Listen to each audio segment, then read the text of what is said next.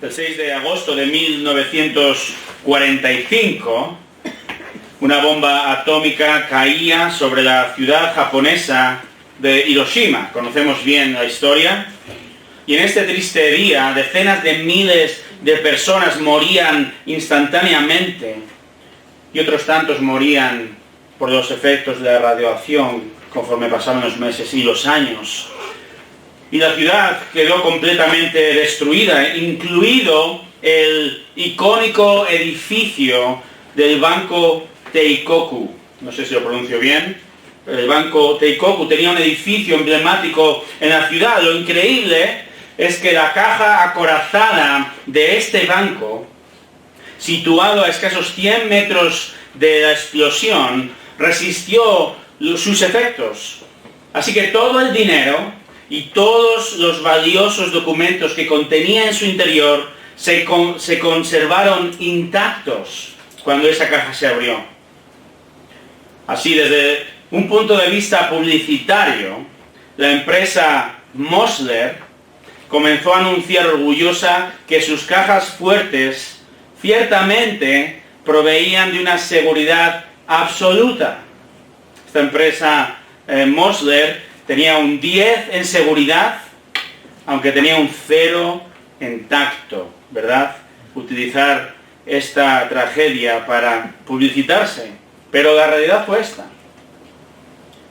El apóstol Juan, con bastante más tacto, seguro, continúa escribiendo a unos creyentes que han sufrido las insidias de los falsos maestros con el firme convencimiento de que no hay nada ni nadie que pueda robar a un creyente de poseer vida eterna. Y es lo que Juan continúa escribiendo. Fijaros lo que dice a partir del versículo 13 de capítulo 5. Estas cosas os he escrito a vosotros que creéis en el nombre del Hijo de Dios, para que sepáis que tenéis vida eterna. Y esta es la confianza que tenemos delante de Él, que si pedimos cualquier cosa conforme a su voluntad, Él nos oye. Y si sabemos que Él nos oye en cualquier cosa que pidamos, sabemos que tenemos las peticiones que le hemos hecho. Si alguno ve a su hermano cometiendo un pecado que no lleva a muerte, pedirá, y por él Dios dará vida a los que cometen pecado que no lleva a la muerte. Hay un pecado que lleva a la muerte. Yo no digo que deba pedir por ese. Toda injusticia es pecado, y hay pecado que no lleva a la muerte. En este texto encontramos tres verdades que traen seguridad absoluta al creyente. La primera es la verdad de que Dios da certeza al que cree, hermanos. Lo que dice el versículo 13, que Dios da certeza al que cree. Versículo 13 de nuevo dice, estas cosas os he escrito a vosotros que creéis en el nombre del Hijo de Dios, para que sepáis que tenéis vida eterna.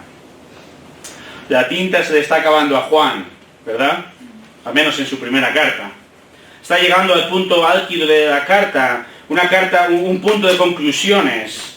Y esta es una carta donde Juan ha revelado preciosas y necesarias certezas a estos creyentes. Ha revelado acerca de la certeza de que el Jesús en el que ellos creen es verdaderamente el Hijo de Dios. La certeza de que si pecan, la obra del justo Jesucristo en la cruz cubre sus pecados. Ha hablado de la certeza de que una vida que se esfuerza por obedecer y amar a los hermanos, una vida que se esfuerza por rechazar al mundo, esto implica, es sinónimo o signo de un verdadero nuevo nacimiento, de que este creyente tiene a Dios hoy y siempre. Por eso Juan dice ahora, estas cosas os he escrito a vosotros. Porque él está haciendo referencia a todo lo que acaba de escribir en esta carta. Y ahora va a matizar. Dice, estas cosas os he escrito a vosotros que creéis. Entendemos por el versículo que los destinatarios han creído en Jesús verdaderamente, ¿verdad? Dice, creéis. Aún así, y de la misma manera que una herida física duele por un tiempo y ha de ser tratada, Juan aborda la herida que la división trajo. Y esta herida trajo, entre otras cosas, dudas a estos creyentes. Y por eso aclara ahora. Así es, vosotros creéis, y lo sé. Pero ahora matiza. Que creéis en el nombre del Hijo de Dios, para que sepáis que tenéis vida eterna. Ya hemos visto en esta carta que creer implica mucho más que simplemente tener un conocimiento intelectual, porque muchos creían en Jesús.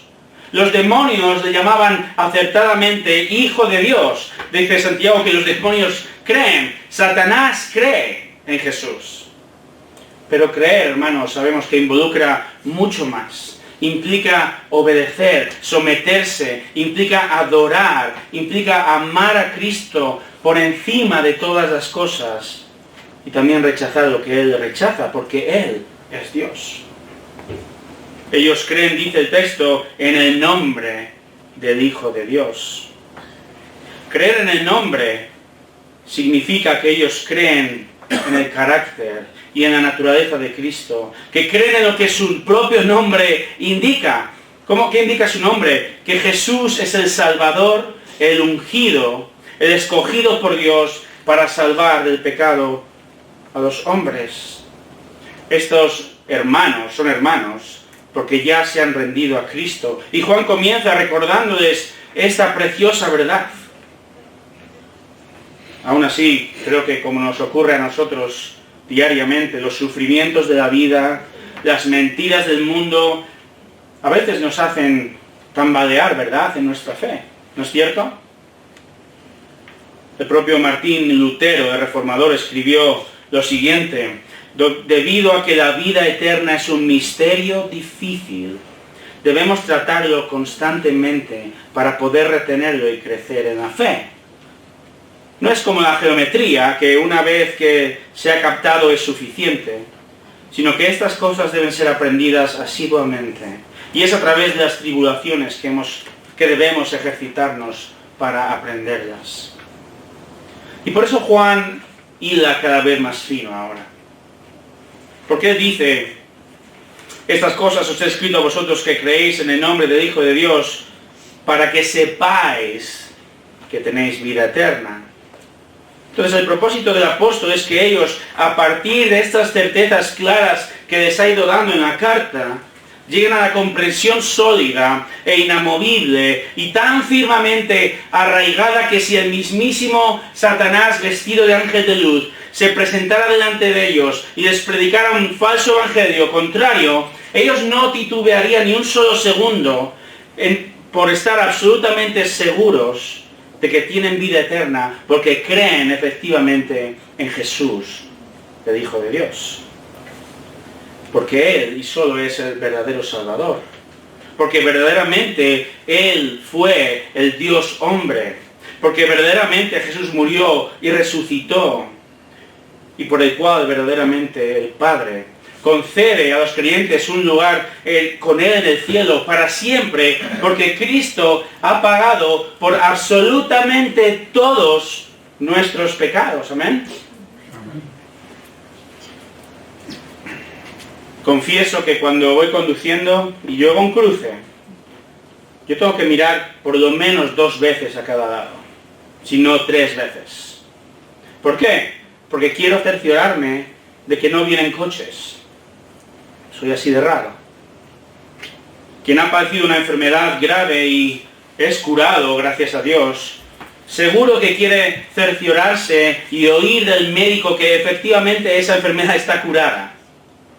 Quiere ver los análisis objetivos que corroboran esa verdad. ¿Crees en Jesús? Amén.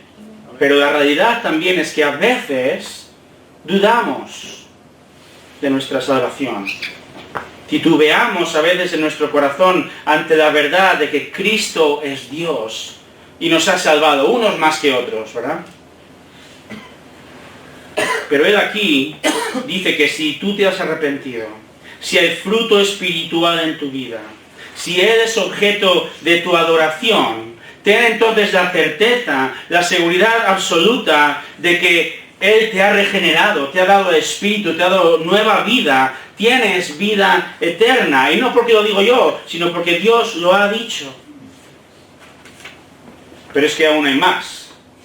Y es que no solo lo dice en su palabra, lo cual sería suficiente, sino es que además Él demuestra esta realidad día tras día. Estamos viendo 3 verdades que traen seguridad absoluta al creyente. Y la primera es la verdad de que Dios da certeza al que cree. Dios da certeza al que cree. Dice Juan, para que sepáis, tengáis la certeza de que tenéis vida eterna. Y el texto, hermanos, la palabra de Dios nos da certeza. Y tenemos que acudir a la palabra para encontrar esa certeza que hemos ido viendo a lo largo de estas semanas. La segunda verdad la encontramos en los versículos 14 y 15. La verdad de que Dios contesta al que pide. Dice el versículo 14, y esta es la confianza que tenemos delante de Él, que si pedimos cualquier cosa conforme a su voluntad, Él nos oye. Juan expresa ahora que el verdadero creyente puede tener confianza delante de Él o ante Él, lo cual denota proximidad, denota que podemos tener una relación personal con Dios. Y de manera específica Juan ahora habla acerca de las peticiones. Así que, de la misma manera en que mis hijos tienen acceso al frigorífico de mi casa, ¿verdad? O al menos tienen acceso a preguntarme si pueden abrir el frigorífico de mi casa. Creo que es buena esa matización. Puesto que ellos son mis hijos, ellos tienen ese privilegio. De la misma manera, la realidad de mi posición como hijo de Dios me da acceso, el privilegio de acceder a Él en oración, a pedirle. Dice que con confianza, dice Juan. Romanos 8:15 dice que la adopción espiritual que nos ha hecho hijos de Dios nos hace clamar ¿cómo? Abba, Padre. Esto es una exclamación de confianza. Juan entonces enfatiza que puedo venir delante de Dios, delante del mismísimo Dios del universo, hermanos, y pedirle con confianza, con libertad, puesto que Él es mi Padre celestial. Ahora bien, esta confianza es una confianza que Cristo ganó. Tenemos que recordar esto y darle gloria por ello.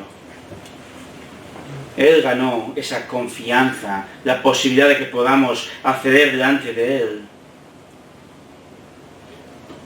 Pero el hecho de que podemos acceder delante de Dios, esto no significa que tenemos un cheque en blanco, ¿verdad?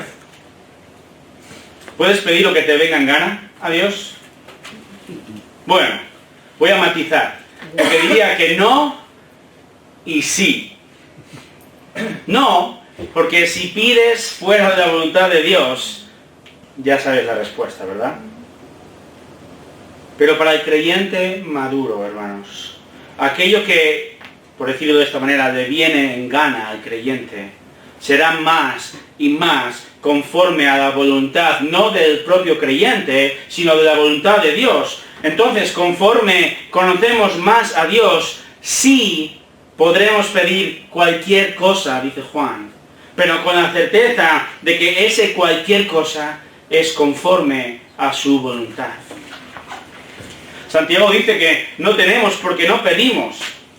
Y también dice que si no recibimos es porque pedimos mal, con malos propósitos. Pero si lo hacemos de acuerdo a su voluntad, de acuerdo a lo que conocemos de Él en su palabra, dice Juan, versículo 14 al final, ¿cuál es las últimas 3 palabras? Él nos oye. La oración fundamentada en la palabra de Dios, en la voluntad de Dios, en las promesas de Dios, hermanos, es escuchada. Dios escucha. Así, por cada petición, pregúntate cuando ores, ¿tengo razones para pensar que Dios va a contestar esta oración? Bueno, podríamos tener una respuesta muy cercana a la verdad, cuanto más conocemos al Dios de la palabra. Y Juan no dice que Dios tiene sordera selectiva, ¿verdad? Y no está diciendo que no oye las peticiones que no son de acuerdo a su voluntad. Obviamente, Él sabe todo sin necesidad de oír. Él es invisible, de hecho no tiene orejas. Lo que Juan dice es que Él escucha favorablemente a sus hijos. Y es este el punto, hermanos. Juan quiere confirmar que sabemos que Dios escucha cuando pedimos. Eso es lo que Juan quiere que sepamos. No que tenemos un discernimiento infalible sobre lo que deberíamos pedir, sino que efectivamente Dios escucha nuestras oraciones. Responde cuando son de acuerdo a su voluntad. Porque Dios desea dar a sus hijos. Y Dios lo hace cuando lo que le pedimos está en armonía, en sintonía con lo que Él desea para nosotros. De nuevo, quizá no les voy a comprar un videojuego a mis hijos cuando me lo pidan, pero seguro que les daré un abrazo cuando me lo pidan. Porque esa es mi voluntad. Mi voluntad es amarles y además darles un abrazo es mucho más barato que comprarles un videojuego. Pero hermanos, bromas aparte, así es el Señor.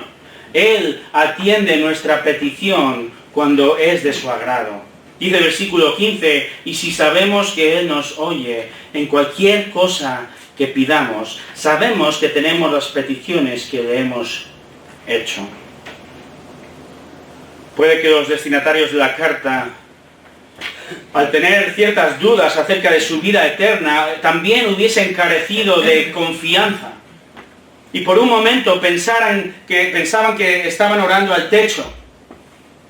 Pero Juan les da la certeza de que cuando oran conforme a su voluntad, versículo 15, Él nos oye en cualquier cosa que pidamos. ¿Y sabéis cuál es la consecuencia? Segunda parte del versículo 15. Tenemos las peticiones que le hemos hecho. O podríamos decir, tenemos las peticiones que le hemos pedido. Entonces, no es una seguridad, o debería ser una seguridad absoluta de nuestra fe, que cuando pedimos, el Señor contesta. ¿No trae esto sosiego a un alma dubitativa, hermanos? Que Dios ha contestado nuestra oración. Y la oración no simplemente es un acto de adoración humilde a Dios, que lo es. No simplemente es una bendición para nosotros, puesto que Él da lo que le pedimos de acuerdo a su voluntad, que lo es, pero la oración es más. Porque la oración, en este contexto, es un instrumento poderoso de la certeza de nuestra salvación. Porque por medio de la oración recibimos una respuesta palpable de que Dios escucha y Dios contesta. Esto tiene que traer seguridad, hermanos, de la vida eterna, de que somos hijos de Dios. El Señor contesta. ¿Cuántas oraciones ha contestado el Señor en tu vida? ¿Ha contestado el Señor oraciones en tu vida? Espero que sea así. El Señor ha contestado oraciones en tu vida y esto ha de traer certeza de que tenemos un Padre celestial. Y hablando de respuesta palpable, fijaros, tocad la silla donde estáis sentados. ¿Sí? Tocad la pared sin mancharla. ¿No es este propio edificio una respuesta palpable, hermanos? ¿No ha sido el resultado de oraciones de sus hijos? Hermanos, hemos orado años y Dios ha contestado. Algo imposible humanamente hablando. Y estos muros son el resultado de comprender las palabras de Jesús. Si algo pidiereis en mi nombre, yo lo haré. Estos muros son el resultado de orar en consonancia con su voluntad, con quién es Él, con el objetivo de darle gloria y conforme a su voluntad. La oración y la respuesta de nuestro Padre trae certeza. Y conocer al Señor mejor influirá en pedirle mejor. Y esa respuesta traerá seguridad absoluta a tu vida. Al igual que la verdad de que Dios da certeza al que cree. Al igual de que la verdad de que Dios contesta al que pide. Esto ha de traer certeza absoluta. Y Juan ahora va a escribir una tercera verdad en los versículos 16 y 17. La verdad de que Dios restaura al que peca. Dios restaura al que peca. Y Juan, fiel a su estilo, va a matar varios pájaros de un tiro en estos dos versículos. Porque ahora aporta una tercera seguridad de la vida eterna a sus oyentes. Continúa con el tema de la respuesta de Dios como certeza de salvación, pero también va a responder a una posible pregunta. Bueno, entonces, ¿qué ocurre si peco? Después de todo lo que me has dicho, ¿qué ocurre si peco? ¿Cómo sé que soy creyente si no puedo dejar de pecar? Bueno, esta pregunta surgiría a raíz del pecado de los falsos maestros. Aquellos que enseñaban que Cristo no era el Dios hombre, ellos vivían en un constante rechazo a Dios. Y ellos habrían traído inquietud a los creyentes. Ellos, los falsos maestros, habían salido de la congregación, gracias a Dios. Pero sabemos bien que el pozo, el eco de la falsa doctrina aún estaría resonando en los oídos de estos creyentes. Por eso Juan está escribiendo. Y por eso, de hecho, va a seguir escribiendo segunda y tercera de Juan. Porque él sabe que los creyentes podrían pensar en este momento, ¿puedo cometer pecado y ser condenado? Recordemos, Juan ha sido tremendamente tajante en su carta. O crees o no crees. ¿Amas o no amas? ¿Tienes a Cristo o no tienes a Cristo?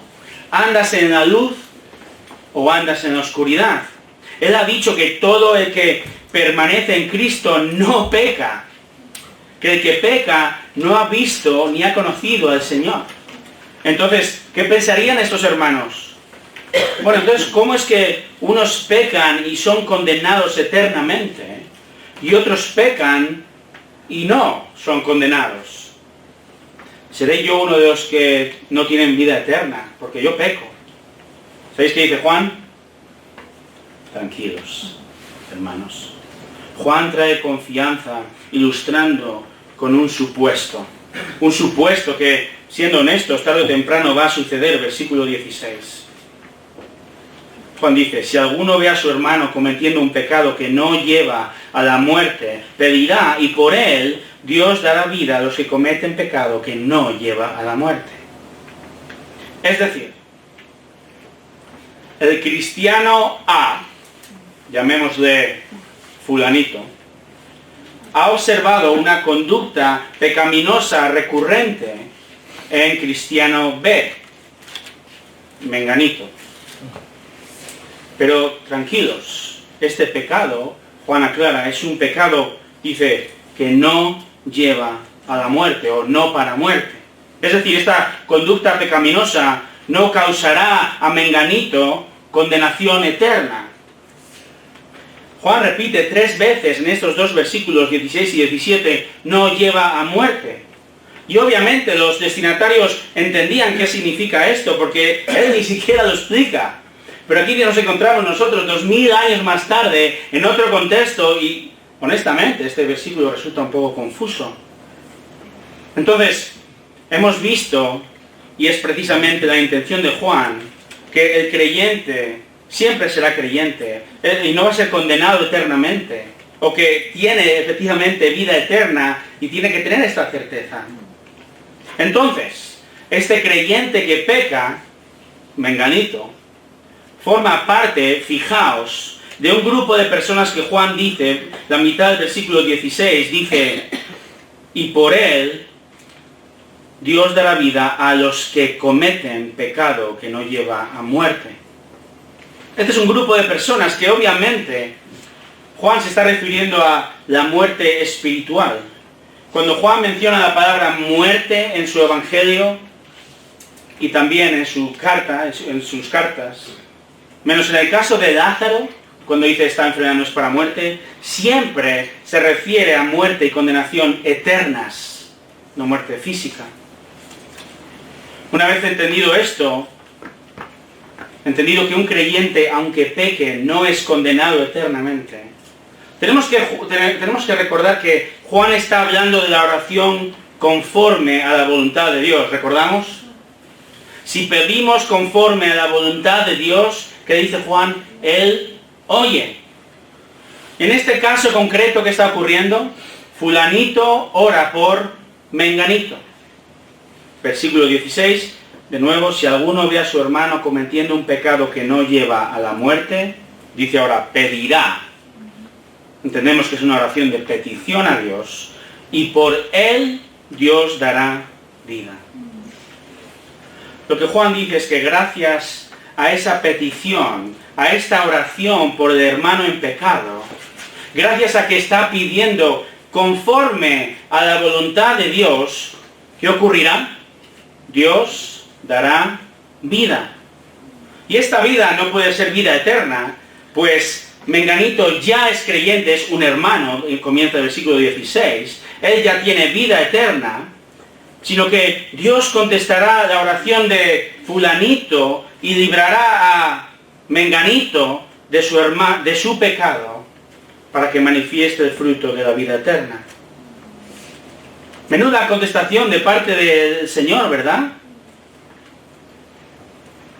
Por cierto, qué increíble muestra de amor es que un hermano observe mi pecado, venga a mí, me confronte, ore por mí, y esto resulte en liberación del pecado. ¿No debe ser esto un motivo de gozo? ¿No es motivo de certeza de salvación el hecho de que Dios restaura tu pecado, contestando así la oración amorosa de otros hermanos? Esta es una prueba increíble del poder de Dios, una prueba de la certeza de la vida eterna, que a pesar de nuestro pecado, Dios contesta las oraciones de los hermanos unos por otros y nos restaura. Dice el versículo 18, el siguiente, que Cristo nos guarda, nos protege a los creyentes. Y así Dios contesta la oración de sus hijos. Es la voluntad de Dios, hermanos, restaurar al hijo que peca. Amén. Un hijo que sigue teniendo vida eterna gracias a la obra pasada, presente y futura de Cristo. Lo absurdo sería orar que Dios restaurará a un no creyente, ¿verdad? Esto es lo que dice Juan. Hay un pecado que lleva a la muerte. Yo no digo que deba pedir por ese. Y ahora Juan habla de un pecado que lleva a la muerte, o a muerte eterna. ¿De qué se trata? Bueno, de nuevo entendemos por el contexto que se trata de aquel pecado de los falsos maestros, aquellos que apostatan, que niegan a Cristo, que no reconocen que Él es el Dios hombre. Ellos, acaba de decir Juan, no tienen al Hijo, por tanto ellos no tienen vida eterna. Entonces sería absurdo pedir a Dios, rogar a Dios, dice Juan, por estas personas. Rogar que Dios restaure su fe y el fruto del Espíritu Santo en su vida. Eso no tiene sentido, porque ellos no tienen fruto espiritual, porque no tienen al Espíritu Santo en primera instancia. Es como si pedimos peras al olmo, ¿verdad? O aún peor, es pedir peras a un olmo que ni siquiera existe. Puedes ponerte de rodillas, puedes ayunar si quieres 2 años, pero Dios no va a dar vida, no va a traer fruto espiritual a un no creyente que está condenado, porque no es su voluntad. Primero, lo que tendríamos que hacer es pedir por su salvación. Y si es la voluntad del Señor, Él salvará como te salvó a ti y a mí. Pero Dios contestará la petición confiada de un hijo por otro. Un hijo que pide por restauración. Y dependemos de la voluntad de Dios. Es cierto que hay situaciones en las que creyentes que sufren, y dice que Pablo en 1 Corintios que aún duermen. Pero en la voluntad del Señor, Él nos dice que pidamos, y Dios en su voluntad puede dar vida, puede restaurar al creyente que peca. Entonces, qué descanso es saber que aun cuando pecamos, hermanos, aun cuando merecemos la muerte, aun por el pecado más pequeño, la sangre de Cristo ya ha pagado todos y cada uno de estos pecados. Dice Juan en el último versículo 17 que toda injusticia es pecado y hay pecado que no lleva a la muerte. Esta sería la lógica. Toda injusticia o toda maldad es pecado. El pecado condena eternamente. Por tanto, quien comete un hecho injusto o malvado es condenado. Todos nos hemos encontrado en esa situación. Y sería terrible esta situación de condenación eterna sin la siguiente parte de la frase. Porque Juan dice, toda injusticia es pecado. Y ahora dice, y hay pecado, o podríamos decir, pero hay pecado que no lleva a la muerte. ¿Por qué existe este y o pero? Gracias a Jesús, que los creyentes no somos condenados, ni lo seremos, aun cuando caigamos en pecado. Reflexionemos entonces en qué seguridad tan absoluta tiene que traer estas verdades que hemos visto. Que Dios, hermanos, restaura al que peca, al creyente que peca. Que Dios contesta al que pide. Que Dios da certeza al que cree. Y a pesar de nuestro pecado, solo Jesús, el Hijo de Dios, el Todopoderoso Salvador, solo Él ha podido vencer el pecado y la muerte y darnos una salvación, una vida eterna, garantizada, asegurada. Si estás aquí esta noche y no conoces a Jesús, Él te llama. Te llama a que te arrepientas de tu pecado, que no peques para condenación, sino que pases de muerte a vida. Si tuvieras que decir de 0 a 10, 0 es nada y 10 es absoluta seguridad, en lo siguiente, ¿qué pondrías? Por ejemplo, ¿cuán seguro estás de que vamos a tener un nuevo presidente dentro de un mes? ¿Un 5? ¿Un 1? ¿Un 8? ¿Un 0? ¿Qué seguridad tienes de que tu equipo favorito va a ganar el siguiente partido, por muy forofo que seas? ¿Qué seguridad tienes de que la caja fuerte de tu banco resista a una bomba atómica? Bueno, depende de dónde, pero un 9 puede ser como mucho. ¿Qué seguridad tienes de que se va a encontrar una cura para todo tipo de cáncer en el futuro? Hermanos, no podemos estar seguros al 100% de nada, menos de una cosa: de la absoluta seguridad de nuestra salvación ganada por nuestro glorioso y todopoderoso Salvador Jesucristo. Esto es lo que Juan está diciendo, basado en la obra de Dios por medio de Cristo. Dice un autor, la base de nuestra seguridad en la salvación no reside en nuestra justicia u obediencia, sino en la promesa de Dios, el poder de Dios, el propósito de Dios y sobre todo el amor apasionado de Dios por nosotros en Cristo. Oremos. Señor, reconocemos que la certeza de la vida eterna no reside en nosotros, sino que viene de ti. Tú, Señor, nos has dado las pruebas convincentes. Tú, oh Dios, tú reconociste a Cristo como tu Hijo, el Salvador, el Cristo, el enviado para salvarnos. Señor, en última instancia tú reconociste su sacrificio en la cruz. Y te damos, Señor, gracias por ello, por enviarle para salvarnos. Solo por eso, Señor, podemos tener vida eterna. Y, Señor, podemos tener confianza de que tú también contestas nuestras oraciones conforme a tu voluntad. Aún oraciones de un hermano por otro hermano que peca, Señor. Y cuando un hermano es restaurado, Señor, nos gozamos de que tú escuchas porque eres nuestro Padre. Y eso trae convicción, Señor, de que somos tuyos y tenemos vida eterna. Señor, gracias porque merecemos la muerte, pero tú enviaste a tu Hijo y murió en nuestro lugar, el justo por los injustos. Señor, que vivamos con esta seguridad absoluta de que somos tuyos. En el nombre de Jesús. Amén.